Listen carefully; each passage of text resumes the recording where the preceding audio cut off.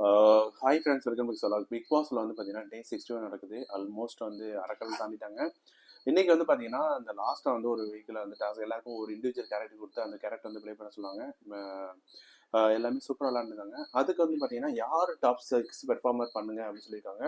மொத்தம் 16 பேர் இருக்காங்க. 6 பேர் டாப் 6 பெர்ஃபார்மர் எடுக்கணும், பெஸ்ட் பெர்ஃபார்மர். 10 வந்து ஒஸ்ட் எடுக்கணும். இந்த 10 வந்து ஒஸ்ட் எடுக்கவங்க எல்லாமே 10 பேருமே ஜெயிலுக்குள்ள போகணும். அது தூண் ரூமில் 10 பேர் வந்து 2 நாள் இருந்தாங்க என்ன ஆகும்? ரொம்ப ரொம்ப சேலஞ்சிங்காக இருக்கும். அதனால 10 பேர் போக சொல்லியிருக்காங்க. 6 பேர் பெஸ்ட் பெர்ஃபார்மர் வந்து பார்த்தீங்கன்னா நல்ல சேலஞ்சிங்காக இருக்கும்னு நினைக்கிறேன். ஸோ எல்லாருமே வந்து பார்த்தீங்கன்னா ஒரு கருத்து வைக்கிறாங்க. இந்த டாப் 6 பேர்ல வந்து யார் யார் வந்திருக்காங்கன்னா, இவர் விக்கல்ஸ் விக்ரம்ஸ் வந்திருக்காரு. அதுக்கடுத்து வந்து சாண்ட்ரா, பிரஜின் அவங்க 2 பேர் வந்துட்டாங்க. அதுக்கடுத்து வந்து பார்த்தீங்கன்னா சபரி வந்துட்டாங்க, கனி வந்துட்டாங்க. மொத்தம் 6 பேர் வந்துட்டாங்க.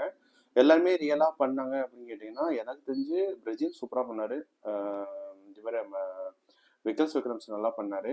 அதுக்கடுத்து வந்து பார்த்தீங்கன்னா கனி சபரி கூட எனக்கு தெரியல, அந்த அளவுக்கு பண்ணாங்களான்னு தெரியல. சாண்ட்ராவும் கூட எனக்கு தெரியல. ஒரு 2 பேர் கன்ஃபார்ம் பண்ணியிருக்காங்க. மற்றபடி வந்து பார்த்தீங்கன்னா எல்லாம் 3 வந்திருக்காங்க. எனக்கு தெரிஞ்சு இவன் நல்லா பண்ணான். நர்ஸுகர் கம்ருதீன் வந்து பார்த்தீங்கன்னா நல்லா பண்ணார். ஏன்னா ஒரு உமன்ஸ் கேரக்டர் போட்டு அதே டோனில் வந்து நர்ஸுகிட்ட போட்டு ஃபுல்லாக மெயின்டைன் பண்ணி பண்ணுறதுன்னா பெரிய விஷயம் இல்லை. ஒரு நாள் பண்ணுறது இல்லை, ஒரு 3 நாள் கண்டிப்பாக அந்த கேரக்டர் இருந்து பண்ணி ரொம்ப சூப்பராக பண்ணியிருந்தாரு. பார்க்கும்போது ரொம்ப சூப்பராக அழகாக இருந்துச்சு. இன்னும் நல்லா பண்ணியிருந்துருக்கலாம். ஆனால் இந்த ஷோ வந்து பார்த்தீங்கன்னா அந்த லாஸ்ட்டில் வந்து நெக்லஸுக்காக 2 பேர் சண்டை போட்டு ஃபைனலாக வந்து பார்த்தீங்கன்னா முடிவு பண்ணிட்டாங்க. அதுக்கு வந்து ஆர்ஆர் அவங்களும் நல்லா பண்ணியிருந்தாங்க. ஆர்ஆராவும் இந்த 3 பேர் டாப் 3 வந்துருக்காங்க. ஏன்னா அவங்க எல்லாமே நல்லா இண்டிவிஜுவல் கரெக்ட் பண்ணாங்க. இப்போ வந்து பார்த்தீங்கன்னா அவங்க 3 பேருக்கு ஜெயில் டாஸ்க் கொடுக்க போகிறாங்க. இனிமேல் தான் வந்து அட்டை இருக்குது.